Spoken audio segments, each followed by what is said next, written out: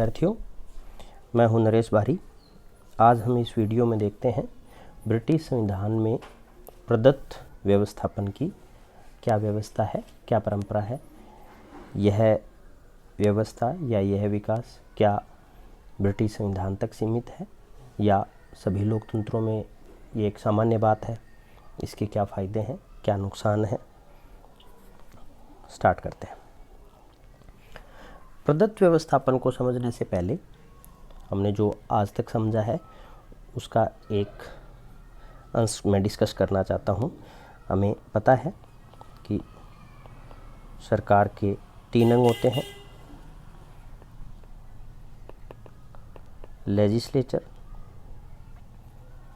Executive and judiciary.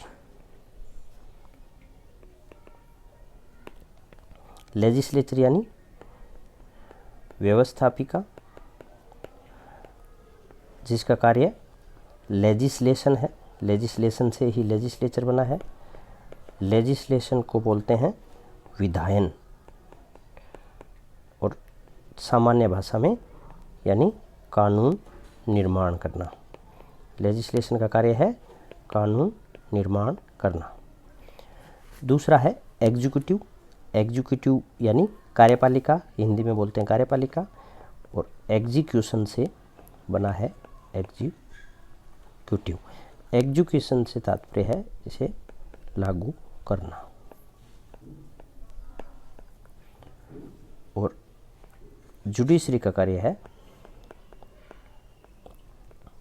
न्याय प्रदान करना।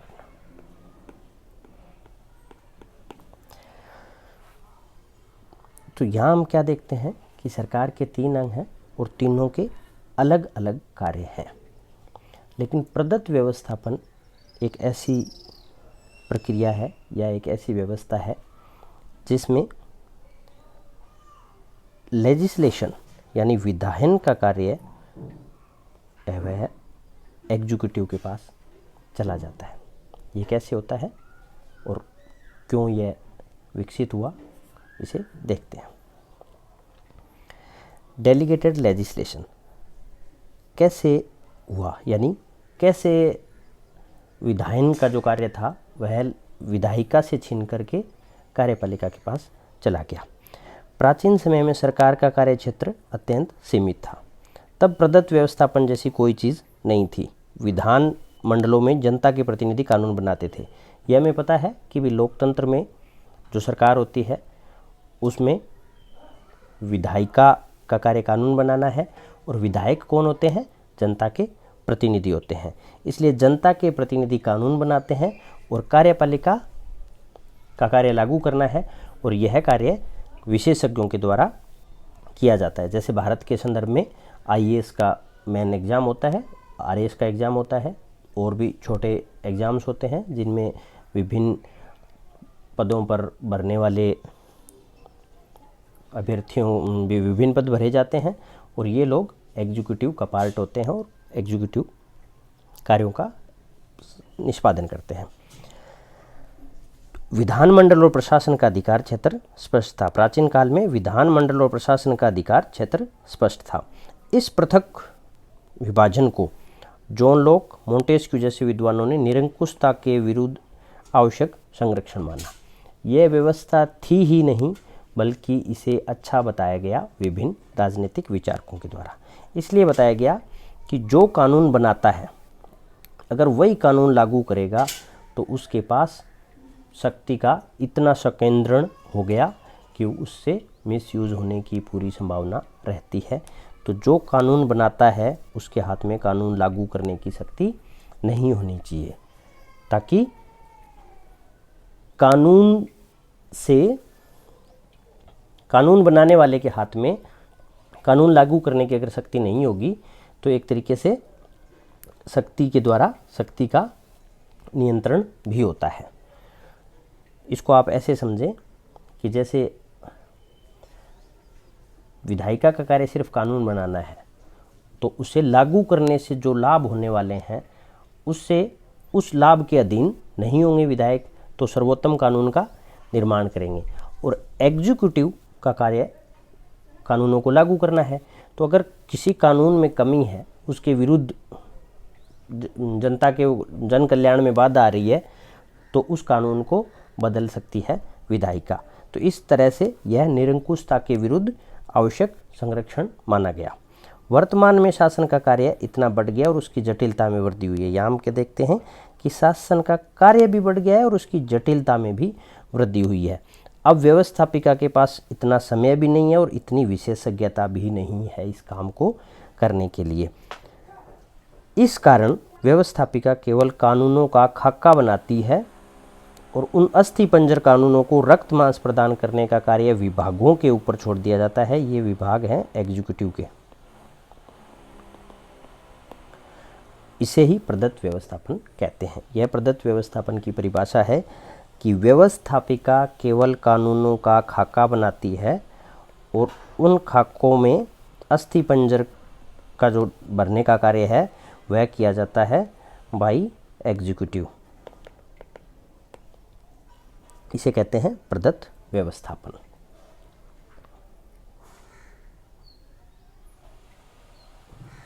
प्रदत्त व्यवस्थापन से अभिप्राय क्या है? विभिन्न राजनीतिक विचारकों ने इसे कैसे समझाया है? जैसे फाइनर ने क्या कहा है? फाइनर ने कहा प्रदत्त व्यवस्थापन सार्वभौमिक है। सार्वभौमिक है इसका अर्थ है कि विभिन्न काल और स्थान में यह पाया जाता है, यानी सारे लोकतंत्रों में यह मिल रहा है। कोई भी टाइप की शासन प्रणाली है उनमें भी यह मिलता है। समस्त व्यवस्थापिकाएं विभागों को कानून बनाने की शक्तियां हस्तांतरित कर रही है, यानी सारे देशों में व्यवस्थापिकाएं एग्जीक्यूटिव को कानून बनाने की शक्तियां हस्तांतरित कर रही है। इसे अनेक नामों से पुकारा जाता है, जिसे अधीनस्थ व्यवस्थापन भी कहते हैं, सबऑर्डिनेट लेजिस्लेशन, उप व्यवस्थापन भी कहते हैं, सब लेजिस्लेशन, विभागीय व्यवस्थापन भी कहते हैं, डिपार्टमेंटल लेजिस्लेशन और एडमिनिस्ट्रेटिव लेजिस्लेशन भी कहते हैं। यानी यह परंपरा सिर्फ यूके तक सीमित नहीं है, सभी शासन प्रणालियों में ये मिलती है, नाम अलग अलग हैं। प्रदत्त व्यवस्थापन उन नियमों और विनियमों को कहते हैं जिनका प्रभाव कानून के समान होता है। उन्हें संसद के दिए हुए अधिकार के आधार पर प्रशासनिक विभाग जारी करते हैं। इनको संविधिगत आदेश भी कहा जाता है। इसे कार्यपालिका द्वारा व्यवस्थापन भी कहते हैं। एक तरीके से क्या है कि संसद अधिकार देती है प्रशासनिक विभागों को, लेकिन उनका जो प्रभाव होता है वह कानून के समान ही होता है। यहाँ हम क्या देख रहे हैं कि बाई एग्जीक्यूटिव है ये ऑर्डर, लेकिन इनका जो इम्पैक्ट है वह रूल और लॉ की तरह है, जो कि सिद्धांततः लेजिस्लेचर के द्वारा बनाया जाना चाहिए। यानी एक तरीके से ये वो कानून है जो कि कार्यपालिका द्वारा बनाए जाते हैं। यहाँ आपको थोड़ा अलग लग सकता है कि कानून कार्यपालिका द्वारा बनाए कैसे जा सकते हैं। कानून बनाना तो व्यवस्थापिका का काम है, लेकिन व्यवहार में ऐसा होता है। इसे ही प्रदत्त व्यवस्थापन कहते हैं। प्रदत्त व्यवस्थापन का विकास कैसे हुआ? इंग्लैंड में 19वीं शताब्दी में इसका आरंभ मानते हैं। यद्यपि लॉर्ड एवर्ट कहते हैं कि 18वीं सदी से पहले भी इसके उदाहरण मिलते हैं। जेनिंग्स ने कहा, ज्यों ज्यों समूहवाद के विकास के कारण सरकारी शक्ति बढ़ती जाती है, त्यों त्यों प्रदत्त कानूनों की संख्या बढ़ती जाती है। प्राचीन काल में सरकार का दायरा इतना विस्तृत नहीं होता था। व्यक्ति के जीवन के सिर्फ कुछ एक पहलुओं को ही सरकार नियंत्रित करती थी या उनमें दखलंदाजी करती थी, या बहुत ही कम कानून होते थे जिनका इम्पैक्ट व्यक्ति के लाइफ पर होता था। लेकिन ज्यों ज्यों मॉडर्न लाइफ की तरफ मूव करते हैं, त्यों त्यों सरकारों का कार्य बढ़ता जाता है। आज अगर हम भारत की कंडीशन में देखें, भारत की स्थिति में देखें, तो आपको पता होगा कि हमारा हर जो मूव है यानी हर कदम है वह कानूनों के द्वारा शासित है। भले ही हमारी शिक्षा हो, भले ही हमारा शादी कैसे करनी है, उसमें दहेज देना है नहीं देना है, संपत्ति का वितरण कैसे करना है, हमें आज के कोरोना टाइम में हमें बाहर जाना है तो मास्क लगाना है नहीं लगाना है, हाथ सैनिटाइज करने हैं, यानी जीवन का ऐसा कोई आयाम नहीं होगा जो कानूनों के द्वारा शासित नहीं है। तो यह इस बात का प्रमाण है कि प्राचीन काल की तुलना में आधुनिक काल में सरकारों का दायरा बहुत ज़्यादा विस्तृत हो गया था। इसके उदाहरण है, हम यूके के संदर्भ में पढ़ते हैं, ब्रिटेन के संदर्भ में कैसे विकसित हुआ। जैसे 1925 का रेटिंग तथा वैल्यूएशन एक्ट में मंत्री को न केवल आदेश जारी करने बल्कि ऐसे कार्यों को करने की शक्ति दी गई जो उसे आवश्यक और उचित प्रतीत होते हों। ये एक अन्य उदाहरण है 1934 का बीमा अधिनियम और 1919 के संसद ने 60 अधिनियम पास किए। उनमें 20 अधिनियमों में प्रशासनिक विभागों को व्यवस्थापन संबंधी अधिकार सौंपे थे। ये इस बात का प्रमाण है कि कैसे यूके में धीरे धीरे शक्तियाँ हैं वो लेजिस्लेशन से एग्जीक्यूशन के पास चली गई। लेकिन ये शक्तियाँ क्यों देना ज़रूरी था, या ऐसा वो कौन सा विकास था कि यह सभी लोकतंत्रों में ये एक स्वाभाविक प्रक्रिया के रूप में विकसित हो गई।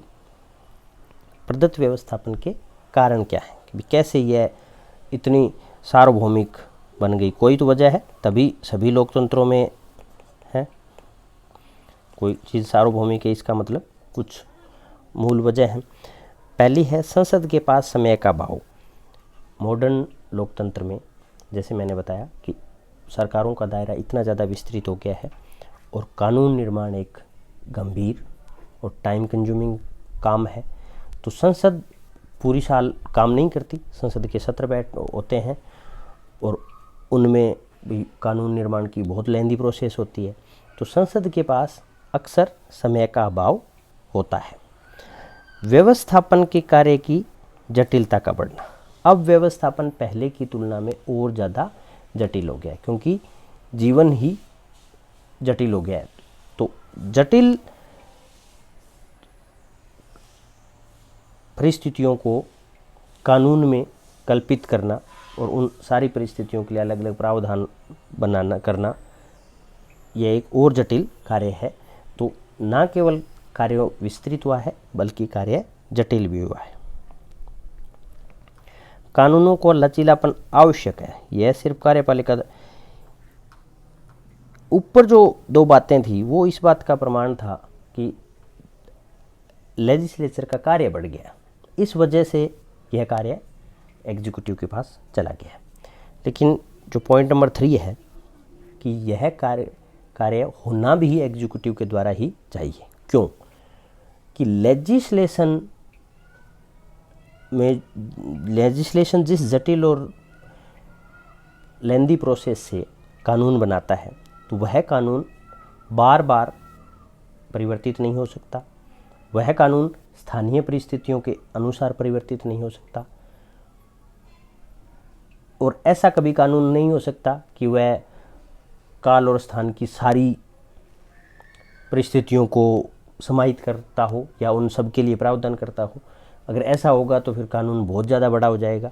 फॉर एग्जांपल, अगर हम ये देखें कि भारत की संसद मान लो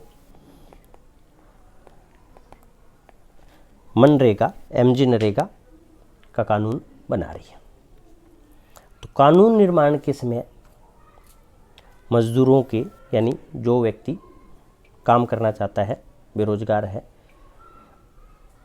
उसके अधिकार सुनिश्चित करने, प्रशासन का कार्य सुनिश्चित करना है, फिक्स करना है कि किसका क्या रोल रहेगा, क्या रेस्पॉन्सिबिलिटीज रहेंगी, स्टेट के क्या उत्तरदायित्व हैं, सरपंच के क्या उत्तरदायित्व हैं, ग्राम सेवक के क्या उत्तरदायित्व हैं, वर्किंग कंडीशन क्या रहेगी। लेकिन कुछ एक कॉमन चीज़ों के अलावा बहुत सी चीज़ें ऐसी हैं जो केरल और राजस्थान में अलग अलग है। क्या ऐसा संभव है कि हम एक ऐसा पैटर्न बता दें जो सारे राज्यों में उतना ही इफ़ेक्टिव हो? ऐसा संभव नहीं है। राजस्थान की समस्याएं हैं वो अलग समस्याएं हैं, केरल की समस्याएं हैं वो अलग समस्याएं हैं। राजस्थान में प्रगति का स्तर अलग है, असम में प्रगति का स्तर अलग है। तो इतनी सारी जो ये लोकल कंडीशन है, इसको कानून में समाहित करना संभव नहीं है। इस वजह से कानून में यह लचीलापन जरूरी है ताकि कार्यपालिका अकॉर्डिंग टू कॉन्टेक्स्ट और लोकल कंडीशन चीज़ों में चेंजेस कर सके। इसलिए कॉन्टेक्स्ट के अकॉर्डिंग, संदर्भ के अकॉर्डिंग, वह संदर्भ स्थान का हो सकता है, वह संदर्भ समय का हो सकता है, वह संदर्भ वर्ग का हो सकता है, वह संदर्भ आपातकाल जैसी स्थिति का हो सकता है, उसके अकॉर्डिंग समय में कानून में परिवर्तन कर सके। इसलिए प्रदत्त व्यवस्थापन कानून को प्रभावी बनाता है। इसलिए यह कोई बुरी चीज़ नहीं है, इसे डिजायरेबल माना गया है, वांछित माना गया है। संकटकालीन स्थिति का सामना करने के लिए तुरंत कानून की ज़रूरत हो तब भी इसे अच्छा माना गया है, वांछित माना गया है कि अगर विपरीत परिस्थिति है और कानून निर्माण जरूरी है तो लेजिस्लेशन संकटकालीन परिस्थितियों में कानून निर्माण नहीं कर सकती, क्योंकि लेजिस्लेशन एक लेंदी प्रोसेस है। एक सदन से कानून पास होता है, फिर दूसरे में जाता है, फिर राष्ट्राध्यक्ष उस पर साइन करते हैं। किसी एक सदन में कमेटियां होती है, इतनी दो तीन बार डिस्कशन होता है, वोटिंग होती है, कमेटियों के सजेशन आते हैं, यानी बहुत लंबी दुरू प्रक्रिया होती है नियम कानून निर्माण। तो यह संकट काल में इतनी लंबी प्रक्रिया उपयुक्त नहीं होती। इसलिए प्रदत्त व्यवस्थापन संकटकालीन परिस्थितियों के लिए भी एक डिजायरेबल कंडीशन है। प्रदत्त व्यवस्थापन के फायदे क्या हैं? इससे संसद का समय कम व्यय होता है, यानी संसद अगर एक ही कानून में लगी रहेगी या कुछ एक कानूनों में अपना सारा समय जाया कर देगी तो संसद के पास अन्य महत्वपूर्ण कार्य करने के लिए समय नहीं रहेगा। तो प्रदत्त व्यवस्थापन से संसद का समय बचता है और संसद अन्य महत्वपूर्ण कार्य करने के लिए उस समय का सदुपयोग कर सकती है। कानूनों में लचीलापन प्राप्त होता है, मैंने आपको समझा दिया। कानून निर्माण में विशेषज्ञों की राय प्राप्त की जा सकती है। देखिए, कानून निर्माण कौन करता है? लेजिस्लेशन के हिसाब से जनता का प्रतिनिधि करता है, लेकिन जनता का प्रतिनिधि एक तरीके से जनता की जनरल विल का रिप्रेजेंटेटिव है, लेकिन उसे विशेषज्ञ नहीं कह सकते। हो भी सकता है कोई जनता का प्रतिनिधि हो जो जिसका विशेषज्ञता हो उसे, लेकिन सामान्यतः उसे प्रशासनिक कार्यों की विशेषज्ञता हासिल नहीं होती।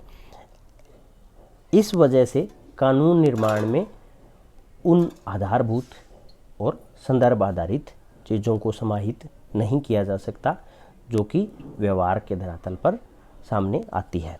तो प्रदत्त व्यवस्थापन से विशेषज्ञों की राय को इसमें शामिल किया जा सकता है। फॉर एग्जाम्पल, जैसे मैंने मनरेगा के एग्जाम्पल से बताया, महानरेगा के एग्जाम्पल से बताया कि अगर स्थानीय कलेक्टर या एसडीएम या सरपंच के पास शक्तियां हैं कि वो स्थानीय परिस्थितियों के अनुसार उसमें संशोधन कर सकते हैं, नए कार्यों को अलॉट कर सकते हैं, पैसा वितरण के नए तरीके से पैसा वितरण कर सकते हैं, स्थानीय परिस्थितियों के अनुसार छाया की, पानी की, बच्चों के पालन पोषण की, जॉब की, परिवहन की, इन व्यवस्थाओं को कर सकते हैं, तो डेफिनेटली यथार्थ व्यवहार के धरातल का एक्सपीरियंस उसमें ऐड होगा।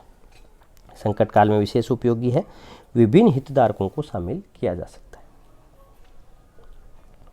डेलीगेटेड लेजिस्लेशन से क्या होगा कि कोई भी कानून है उससे जो भी कार्य करना होता है तो जो विभिन्न स्टेक होल्डर्स हैं, जैसे फॉर एग्जांपल नरेगा है, तो नरेगा के विभिन्न स्टेक होल्डर्स कौन हैं? जो जॉब करना चाहता है, यानी जॉब सीकर है, और मान लो कोई जॉब प्रोवाइड करना चाहते हैं। फॉर एग्जांपल किसी को खेत में वृक्षारोपण करना है, उसे लेबर की आवश्यकता है, उधर गवर्नमेंट के पास आवेदन आते हैं जॉब सीकर के, हमें जॉब चाहिए। इसके अलावा मान लो सरपंच है या प्रधान है, तो डेलीगेटेड लेजिस्लेशन से ये विभिन्न जो हितधारक हैं, बैंक हो सकता है, कोई भी हो सकता है हितधारक जो इस पूरी प्रक्रिया में इन्वॉल्व है, इन सब को नियम निर्माण में, डिसीजन मेकिंग में शामिल किया जा सकता है। इसलिए कानून ज़्यादा प्रभावी और ज़्यादा अच्छा बनाया जा सकता है। परिस्थितियों के अनुरूप परिवर्तन इसमें आसानी से किया जा सकता है। अगर कानून लेजिस्लेचर के द्वारा बनेगा तो उस कानून में परिवर्तन लेजिस्लेशन के द्वारा ही होगा, और लेजिस्लेशन से परिवर्तन होगा तो उसे एक सदन, दूसरे सदन, फिर राष्ट्राध्यक्ष के साइन, सदनों में समितियां, लंबा डिस्कशन, वोटिंग, सब पूरी प्रोसेस से गुजरना पड़ेगा। तो यह प्रोसेस मुश्किल होगी। वहीं कानून का जो भाग एग्जीक्यूटिव बनाएगी उसे एग्जीक्यूटिव एक सिंपल ऑर्डर से संशोधित कर सकती है। जैसे कलेक्टर ने कोई कानून में प्रावधान किए तो कलेक्टर उसे अपने आदेश से, बाद के किसी आदेश से उनमें चेंजेस कर सकता है। इसलिए परिस्थितियों के अनुसार परिवर्तन आसानी से किया जा सकता है। फॉर एग्जांपल जैसे महानरेगा में कलेक्टर साहब, किसी ज़िले के कलेक्टर ने ये प्रावधान किया कि जो मज़दूर हैं, जो जॉब सीकर हैं, उनको आंधी से सड़कों पे मिट्टी आ गई, उसे मिट्टी हटाने का काम दिया जाता है। लेकिन बारिश हो जाती है, आंधियाँ बंद हो जाती हैं, मिट्टी सड़कों की हट चुकी है, तो यह प्रावधान किया जाता है कि यह काम अब हो गया तो नया कार्य करवाया जा सकता है। तो यह संभव है कि जैसे ही परिस्थितियाँ बदली, आसानी से नियम कानून बदल गया। प्रदत्त व्यवस्थापन की आलोचना। लॉर्ड हेवर्ट की पुस्तक थी द न्यू डेस्पोटिज्म। इसमें उन्होंने आलोचना की और ये कहा कि संसद का नियंत्रण है वह नहीं है इस पर। यस, संसद का नियंत्रण नहीं है, क्योंकि संसद एक खाका बना देता है, उसके बाद में कार्य है वह एग्जीक्यूटिव के हाथ में है। और यह व्यवस्थापन का कार्य संसद की शक्ति को चुनौती है, क्योंकि मूल व्यवस्थापन का कार्य मूलतः किसका है? संसद का है। तो यह एक तरीके से संसद को चुनौती है। कार्यपालिका के हाथों में अत्यधिक शक्ति देना लोकतंत्र के लिए घातक है। हाँ, लोकतंत्र की स्पिरिट यही है कि व्यवस्थापन का कार्य विधायिका करेगी, जो कि जनता के प्रतिनिधियों से चुनकर बनी होगी। कार्यपालिका का कार्य कानून के अनुरूप लोगों की सेवा करना है।